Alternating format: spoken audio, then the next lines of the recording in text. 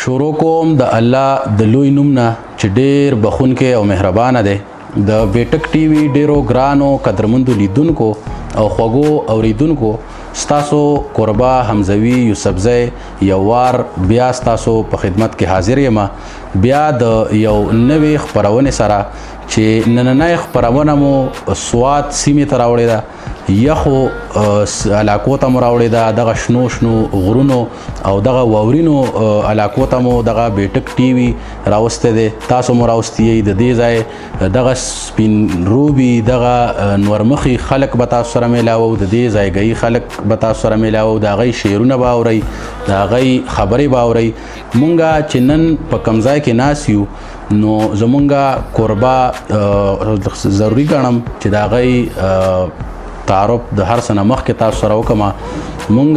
چې کم قربه دی وحید زمان صاحب هغه زمونږ قربه دی د هغوی شعرونه به تاسو سره اورو ډېره زیاته مننه کوو چې په ډېر لنډ تنګ وخت کې دغه خپل ملګري د ټولنې ملګري راټول کړل د هغوی مونږ سره معرفي کړل ډېره زیاته مننه کوو د هغوی شعرونه به تاسو سره شریکو د هغوی فکر دغه د سوات فکر دغه غمزپلې سیمه د دردونو او د دهشتګردۍ د دغه سیمه د دوی فکر به تاسو سره شریکو چې د دوی شعر کې کم فکر راغلی دی دغه حالاتو د دوی په ادب باندې څومره زیان ورته رسولی دی او څه فکر دی را سره شریکوي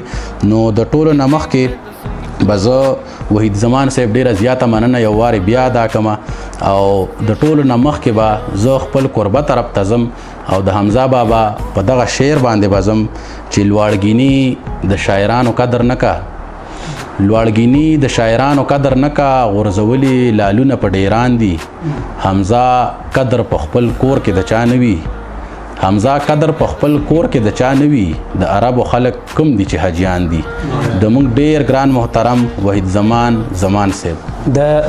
بیټک ټي وي د ټولو همکارانو سره زما چې دلته کم میلمانه د کراچۍ نه راغلي دي زبیر متی صاحب حمزوي صاحب حسن سردار حمزه او زما د ټولنې درانه ملګري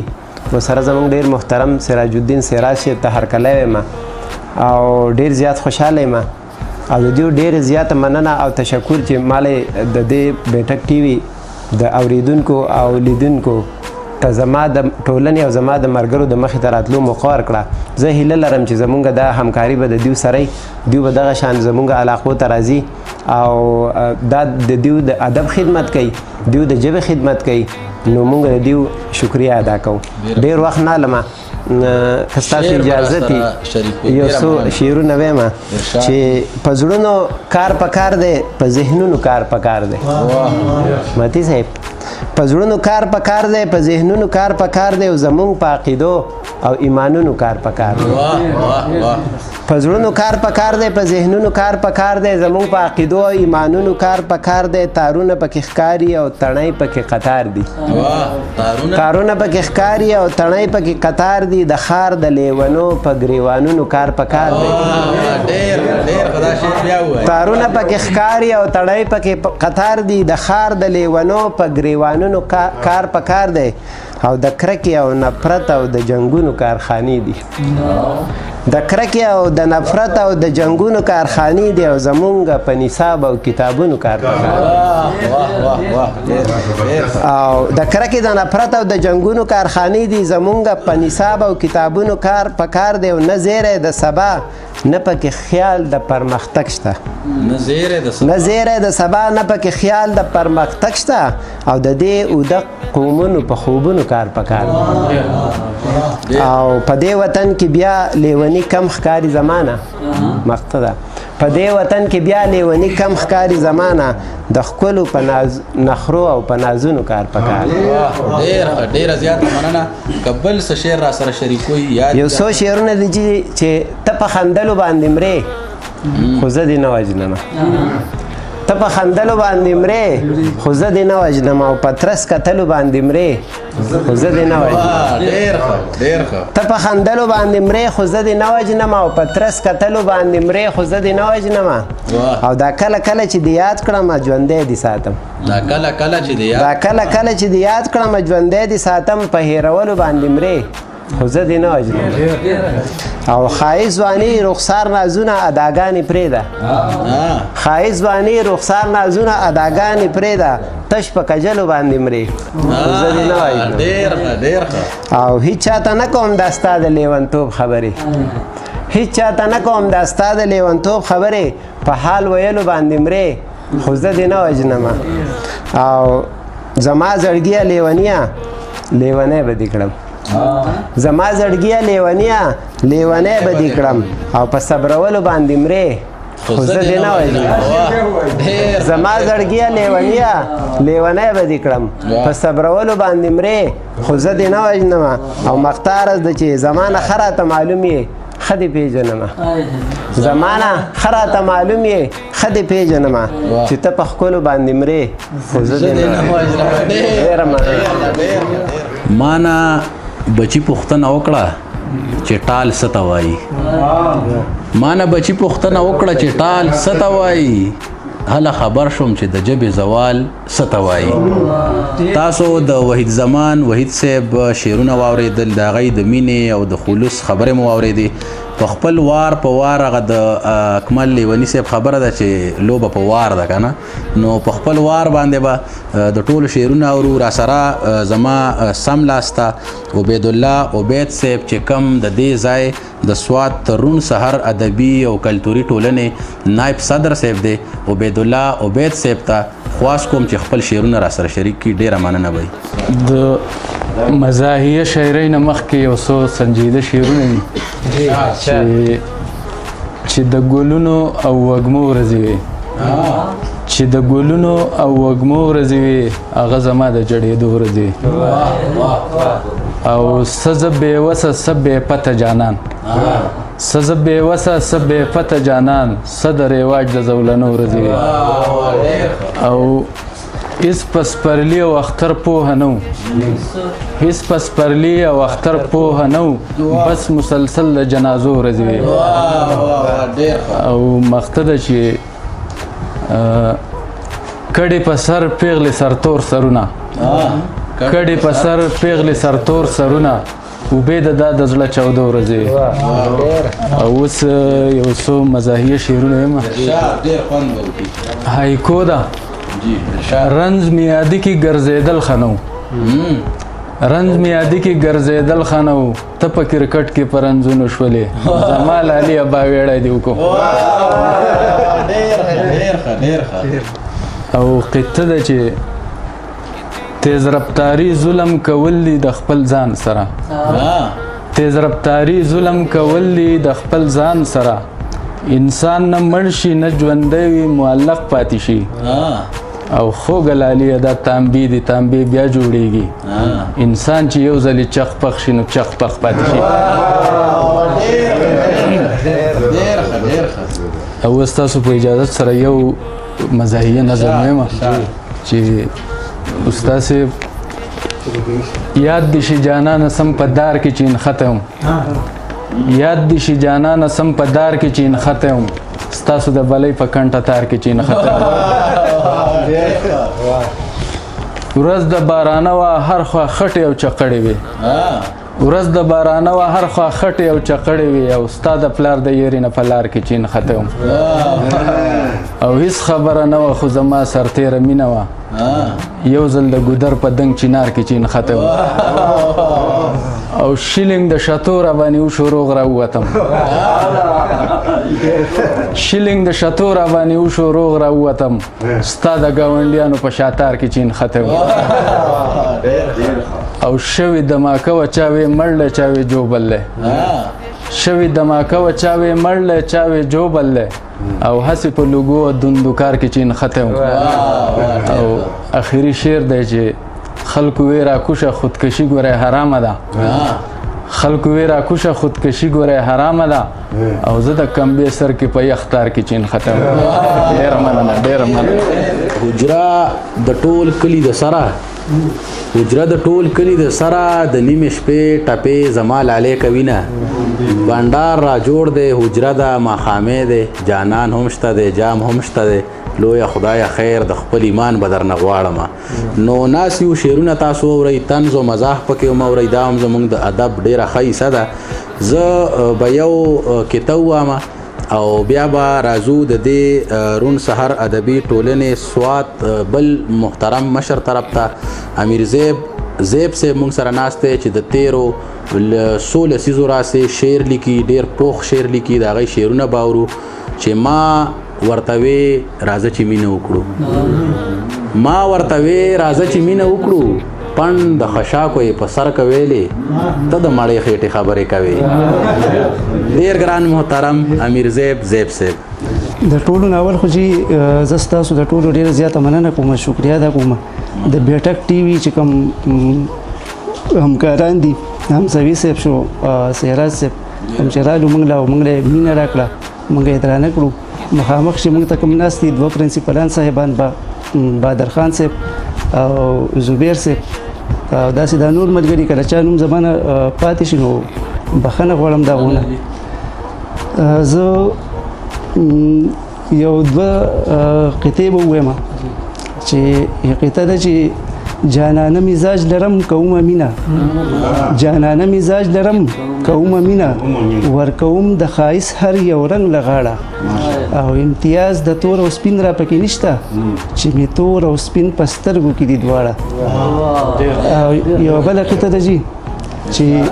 محتاج دی په هر حال کې یم خاوند ذوالجلاله، محتاج دی په هر حال کې یم خاوند ذوالجلاله، دنیا دې راله راکړله خو زور مې پکې نشته، او په ډېر څه دې پوره کړمه په لږ څه دې نیمګړی، وطن په ډېر څه دې پوره کړمه په لږ څه دې نیمګړی، وطن دې خپل راکړی خو خپل کور مې پکې نشته. یوه بله قطعه به ووایم چې حضور دې فرمایلي هر څوک یاد په ښه نامه کړی، حضور دې فرمایلي هر څوک یاد په ښه نامه کړی، دا وجه ده چې نوم مې چاته بد ویلی نه دی، او وطن د پښتونخوا مې تل یاد کړی په ښو ټکو، وطن د پښتنو ته مې سرحد ویلی نه دی. یو غزل ده چې سپرلی په غوړېدو دی ګلرنګیانې خوشبویانې، سپرلی په غوړېدو دی ګلرنګیانې خوشبویانې، په ښکلې پښتونخوا دي را روانې خوشبویانې، سپرلی په غوړېدو دی ګلرنګیانې خوشبویانې، په ښکلې پښتونخوا دي را روانې خوشبویانې، او غونچې غونچې ګلونه د رحمان مزار له مه وړئ، غونچې غونچې ګلونه د رحمان مزار له مه وړئ، شته د سره د فکر مستې ځوانې خوشبویانې، او تل ستاسو په زړګو کې وي د کوپر بدبویانې، تل ستاسو په زړګو کې وي د کوپر بدبویانې، زمونږ په زړګو کې مسلمانې خوشبویانې، او زمونږ د زلمو حوصلې ځوانې مستې مستې، زمونږ د زلمو حوصلې ځوانې مستې مستې، زمونږ د بزرګانو دعاګانې خوشبویانې. او بل شعر دی چې څه مخکې دې لیدی شي څه د زلفو نه محسوس شي، څه مخکې دې لیدی شي څه د زلفو نه محسوس شي، ستا جسم کې موجود دي رڼاګانې خوشبویانې. او آخري شعر دی چې د خیال زیب و زینت خوروم پښتو سینګارومه، د خیال زیب و زینت خوروم پښتو سینګارومه، قدرت را پیرزو کړي دي اسانې خوشبویانې. چا راته ویل دنیا په بل اوړي، چا راته ویل دنیا په بل اوړي، ما په ورو ورو وې چې کله اوړي، چا راته وی دنیا په بل اوړي، ما په ورو ورو ویل چې کله اوړي، او تم هغه باور دی وشه، تم هغه باور دی وشه، هغه چې مخ ورپسې خپل اوړي. هم په دغه شعرونو باندې سالم سنگین صاحب ته خواست کوم چې مونږ سره خپل شعر شریک کړي. ډیره مننه. د ټولو ملګرو ډیر زیاته مننه کوم د بیټک ټي وي او کوم راغلي میلمانه چې د ټولو ډیر زیاته مننه کوم چې موږ له مقرره کړو او په پروګرام کې ناشته راکړو. د غزل نه مخکې یو دوه درې شعر وایم چې د ځان نه که جنګونه او نفرت لر کول غواړئ، د ځان نه که جنګونه او نفرت لر کول غواړئ، نو ښه کردار په دې کې د قلم دی او قسم دی او دې سیمه کې خو هر طرف ته امن خوشحالي وه دې سیمه کې خو هر طرف ته امن خوشحالي وه خو اوس پکې د غم د پاسه غم دی او قسم دی او د غزل یو څو شعرونه هم چې اوس خامخا به په زړګي کې دا ارمان ساتمه اوس خامخا به په زړګي کې دا ارمان ساتمه په دې ناترسه دنیاګۍ کې چې جانان ساتمه او زه د دې دور مولا دومره یارولی یم چې زه د دې دور مولا دومره یارولی یم چې کله او ښار څه کې اوس لار د بیابان ساتمه او شعر پکې دی چې که فکر وکړو د ایمان را پکې هېڅ هم نشته که فکر وکړو د ایمان را پکې هېڅ هم نشته هسې په ځان باندې نامه د مسلمان ساتمه او ښایسته وطن ته مې په بدو سترګو ونه ګورې ښایسته وطن ته مې په بدو سترګو ونه ګورې دښمنه ستا دپاره توره د ایران ساتمه او څوک د جانان د لاسو نښې رومالونه ساتي څوک د جانان د لاسو نښې رومالونه ساتي زه د جانان نښه د ځان سره پیزوان ساتمه او اخره شعر دی چې حالات که هر څنګه په ما سنگین سنگین راغلی حالات که هر څنګه په ما سنگین سنگین راغلی اوس هم په خوله باندې ټپه ده یا قربان ساتمه دا سالم سنگین صاحب او د هغې شعرونه تاسو واورېدل هیله لرو چې خوند به مو ترې اخیستی وي اوس په دې پروګرام په دې دویمه برخه کې مونږ سره ډېر ګران محترم زمونږ د پښتون وطن پښتون افغان وطن پیژندلې نامه سراج الدین سراج صاحب چې په دغه رستیو کې ورته د شاهنشاهي خطاب هم ملاو شوی دی او تاسو ټولو به دغه کتاب اورېدلی وي چې ښکاري چې ځواني لاړه بوډا شومه نرم خوراک سخ را باندې ولګي ځان باندې چې ډېره خواري وکړمه ښکلی شم خو وخت را باندې ولګي هم په دغه شعرونو سره زمونږ ډېر ګران محترم سراج الدین سراج صاحب ټول ناول خو ډېر زیات خوشحاله په دې یم چې دا کرونا ماحول په کور کې ناست وم بهر ته نه وتم الله رحم وکړو حمزوي صاحب حوصله وکړه او سوات ته راغی د ثوابۍ نه ځان سره یې خواږه ملګري راوستو حسن سردار صاحب حمزه صاحب او ورسره حمزوي صاحب پخپله راغی او بیا موږ رالو وحید زمان صاحب چې زموږ ډېر ګران ملګری دی هغه موږ له د مشاعرې جوړولو اهتمام وکړو نو دا هم د خوشحالۍ خبره وه او بله خبره دا ده چې د دې دواړو پرنسپلانو صاحبانو سره پکې هم ملاقات وشو پیژنګلو وشوه نو په دې خبره هم ډېر زیات خوشحاله شوم او د روڼ سهار د ملګرو سره هم لیده کاته وشو نو طبیعت مې ډېر ښه شو خوشحاله شوم او دا ټیم په موږ باندې ډېر ښه ووته نو زه د دې ټولو شکریا ادا کوم چې موږ ته ماحول ښایسته کو شعرونه به سره شریک کړم اول به سره یو څو قطعې شریکې کړم قطعه ده چې نظر یې کم وي خړ خړ ورته ښکاري چې نظر یې کم وي خړ خړ ورته ښکاري او چې په غوږو دروند وي لږ لږ اورېده که او چې په کل واړه اعضاو باندې روغ وي بیا هم نه پوهېږي د سره به څه که او بله قطعه ده چې د دشمن چړې مو شوې په مرو پڅې د دشمن چړې مو شوې په مرو پڅې او مو نه کړي اتفاق طرف ته هڅې او په هر حال کې درد زمونږ مقدر دی که د خی ډډې لولې او که د ګڅې د ګڅې درد دال ری دال د دواړه طرفه درد دی د دشمن چړې مو شوې په مرو پڅې او مو نه کړي اتفاق طرف ته هڅې او په هر حال کې درد زمونږ مقدر دی که د خی ډډې لولې او که د ګڅې او بله مزاحیه غونډه کې دا په ځان پسې مې لیکلې ده چې برید مې تور دی خو د سر ویښته مې سپین دي برید مې تور دی خو د سر ویښته مې سپین دي زما برید زما د سر نه کشران دي او مودې وشوې زه لا هغسې ماشوم یم خو همزولي مې زمانه مشران دي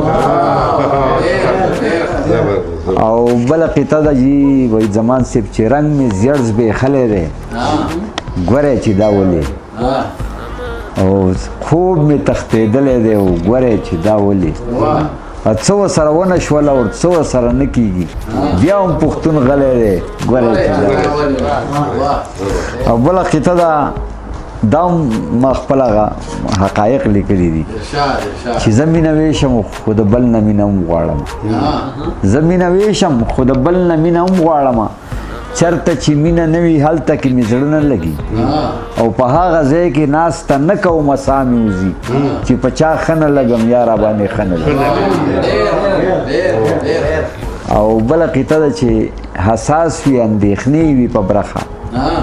چې حساس وي اندېښنې وي په برخه او بېحسي سړی د هر غم خلاص کړي او د زړه درد هم غنیمت دی که پوهېږي په ولاړه سړی ځمکې لره خلاص کړي نو دا مې سره څو قطعې شریکې کړې دې نه علاوه نوې قطعې ما سره یو څو دي چاله چې د زړه په کور کې ځای ورکړم هغه زورور راله زړګی چوي او څوک چې د دګي په زور لرګي وچوي کار چې تر سره شي دګی چوي دا و سراج الدین سراج صاحب چې تاسو ته نه ښکلې ښکلې کتې واورېدې شعرونه مو ترې واورېدل هم د دې درڅنګ ننني محفل دغه خوشبختي مونږ خپله ګڼو چې مونږ سره یوازې شاعران نه د مختلفو فیلډونو ملګري مشران سره ناست دي او د خوشبختۍ خبره دغه ده چې د زیاتره پکې زمونږ مشران چې کم دي نو هغه د سکولونو یا د ښوونځو استادان دي چې کم د تعلیم د شعبې سره تعلق ساتي مونږ سره زمونږ ډیر ګران محترم چې د کراچۍ نه راغلی دی میلمه زبیر متی صاحب مونږ سره ناست دی د هغه هم ډیره زیاته مننه کوو چې د کراچۍ نه راغلي دي بیا هلته کې ژوند تیر کړی دی د هغه ځای څه فکر یې ران سره راوړی دی د هغوی خبرې به در سره شریکوو نو زو د زبیر متی صاحب طرف ته چې هغه مونږ سره څه شریکوي اعوذ بالله من الشیطان الرجیم بسم الله الرحمن الرحیم ځکه شاعر وې ما به داسې شاعري کوله ځکه شاعر وې استاد جی محترم نه ما به داسې شاعري کوله خدای گو ما به د دې ټولو دلبري کوله خو ښه ده چې شاعر نیم خو ښه ده چې شاعر نیم زه په دې موقع باندې د کوم چې د بیټک ټي وي ذمه داران دي د هغوی بې حد شکریه ادا کوم او بیا د هغې نه وروستو د روڼ سهار کم او کلتوري ټولنه چې کوم یو ده د هغې ذمه داران واحد زمان صاحب او حیدر علي حیدر صاحب او عبید الله عبید صاحب دی او دا نور ګران ملګري دي د ټول نه اهمه خبره دا ده چې په دې محفل کې یعنې زما خوشبختي ده یا زما خوشقسمتي ده چې په دې کې زما د یو ګران میلمه سراج الدین سراج سره چې دی نه ملاقات وشو دا چونکې زموږ یعنې دی خو وړاندې ملاقات خو په دې کې چې ما ته کم سکون او کم الفت میلاو شو کم مینه او محبت ما ته د ده د طرفه میلاو شو ما ته چې دی نه دا 2 کتابونه په تحفه کې هم راکړي دي دا 2 کتابونه نو په دې زه د زړه د کومې نه د ده شکریه ادا کوم او امید لرم چې دا او دعاګانې مې هم دي چې دا محفل همیشه داسې آبادي او د شاعرانو بس یو خصوصیت زما دا خوښ دی چې د شاعرانو په محفل کې کینې نو دوی د ونو دا پاڼې دا سرسراهټ چې کوم یو دی که نه د هغې نه یو نظم جوړ کړي یا د سمندر یا د خوړ دا کوم اواز چې کوم یو دی شرلهر د هغې له داسې رنګ ورکړي چې د هغې نه اورېدونکی چې دی نه د هغه غوږونه محظوظ کیږي بیا د سحر هغه کوم رڼاګانې چې کوم یو دي یا د نور د سیرې چې کوم یو دي هغې له هغه الفاظ ورکړي چې هغه نور هم هغه په دغه کې موږ په لټریچر کې موږ دا پړاو کړي دي چې دا یو قسم لا کیتارسیس دی هغه کیتارسیس مقصد دا دی چې شاعر په دې خپلو الفاظو سره او په خپلو خیالاتو سره هغه داسې لوبې وکړي یعنې د الفاظو سره داسې لوبې کوي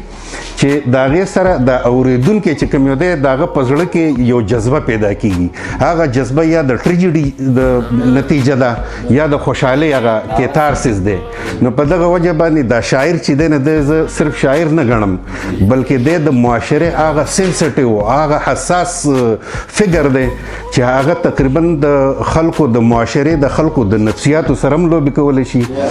او د سټوډنټس چې کوم خیالات دي د هغې سره هم لوبې کولی شي. یعنې دا شاعر چې کوم یو دی د معاشري استاد دی، د ملا استاد دی، د ډاکټر استاد دی، د زموږ په معاشره کې چې کوم دانشور دی، دانشور طبقه ده، هغوی ته هم ګایډنس فراهم کوي. نو په دې محفل کې زه اوس خوشحالي یعنې په دې وجه محسوسوم چې ما ته دا موقع میلاو شوه د بیټک ټي وي په وساطت سره او بیا د واحد زمان صاحب او حیدر علي حیدر صاحب زما په زړه خواهش و دوی سره خو وړاندې ملاقات دی، خو ما ته چې کوم په دې ټایم کې کومه مینه محبت او الفت میلاو شوی دی ستاسو د طرف نه، نو د دې زه چې دی نه په الفاظو سره ستاینه نه کوم، ستاینه نشم کولی. ستاسو ډېره ډېره مننه او ډېره شکریه استاد جي محترم خصوصا ستاسو ډېره مننه. جی دا و زبیر متی صاحب چې تاسو ته نه د هغې سوچ، د هغې فکر، د هغې خبرې مو واورېدې. اوس راځو زمونږ بل ډېر ګران محترم زمونږ مشر شاعر ادیب او لیکوال دی د روڼ سهار ادبي او کلتوري ټولنې سوات ستر سکاتر هم دی. د هغې طرف ته به راځو حیدر علي حیدر صاحب دی موږ سره چې هغې را سره د خپلې ټولنې په حواله څه خبره شریکوي او ورسره شعر به ترې نه هم اورو. نو ډېر محترم حیدر علي حیدر صاحب. بسم الله الرحمن الرحیم. د ټولو نه مخکې خو زه د بیټک ټي وي کوربه محترم حمزوي صاحب او د هغې کیمرا ټیم ډېره زیاته مننه کوم، شکریه ادا کوم چې هغې راغلل او زموږ تر څنګه زموږ غږ چې دی هغې د خپلې ټي وي په وساطت، د خپلې شیشې په وساطت زموږ خپلو مینوالو ته ورسوو. د دې نه وروستو زه د خپل ډېر ګران او قدرمند مېلمانه محترم زبیر متی صاحب ایجوکیشن ډسټرکټ ایجوکیشن اسسټنټ ډسټرکټ ایجوکیشن افیسر او د دې سره سره د ګورنمنټ هایر سیکنډري سکول شمس کراچي سین پرنسپل صاحب او زما بل ګران پرنسپل صاحب هیرا سیکنډري سکول دارمۍ د دې ډېره په خصوصي توګه مننه کوم. د دې نه علاوه محترم سراج لالا د هغې هم ډېره مننه کوم. حمزوي صاحب تاسو د ادب پاکله خبره وکړه، نو چونکې موږ خو لا د ادب طالب علمان یو، خپلې هڅې کوو، خپل زیار کوو او کوششونه کوو چې یاره د پښتو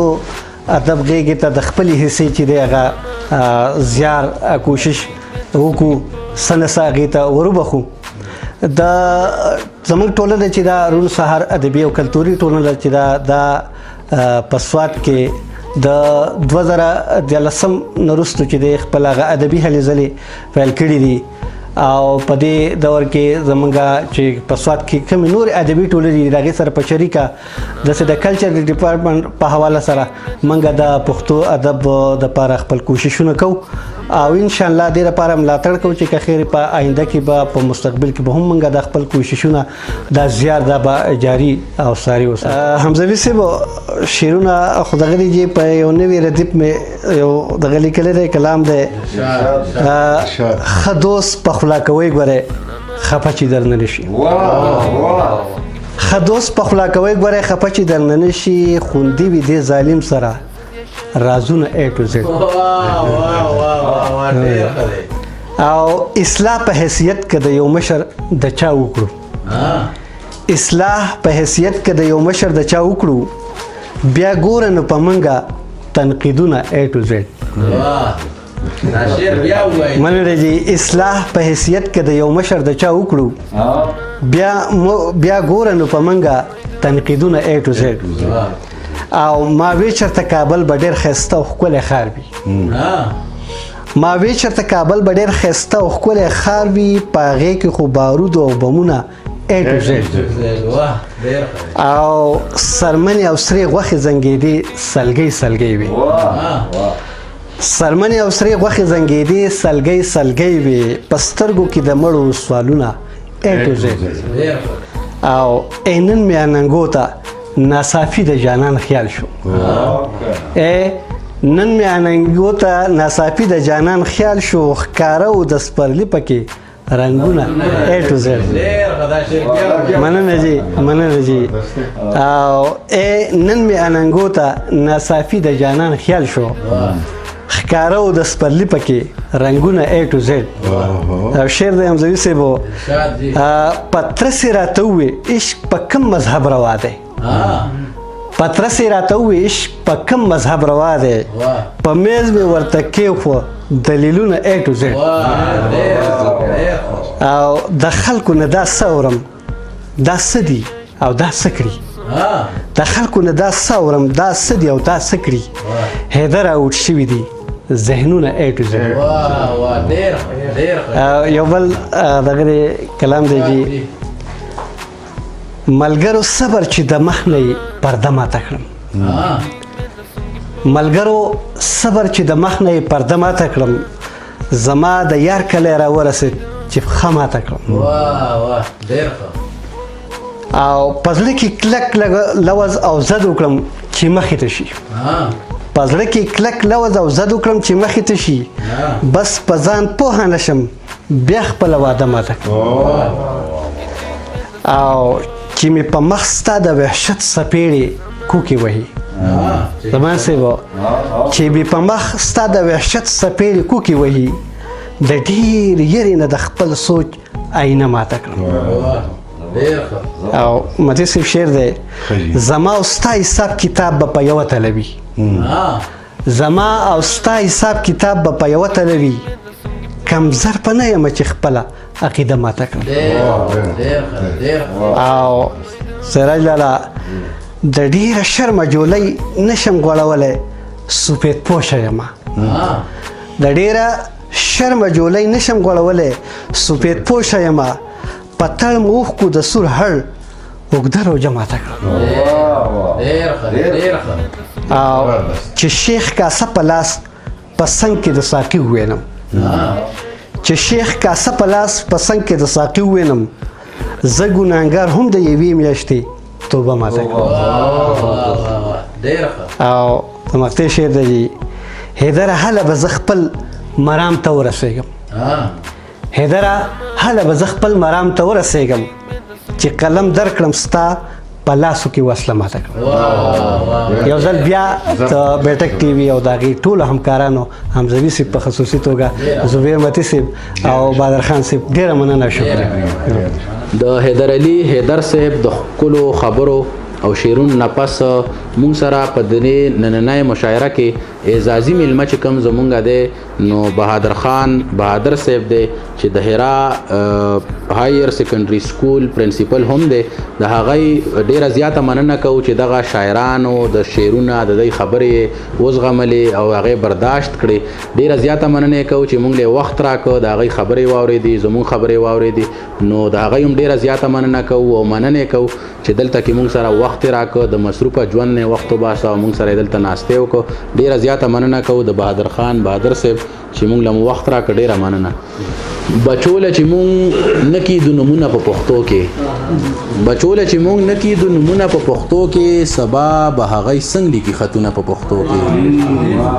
بچوله چې مونږ نه کیدو نمونه په پښتو کې سبا به هغې څنګه لیکي خطونه په پښتو کې هم هغه مولا مې خوښ دی هم هغه مې د زړه سر دی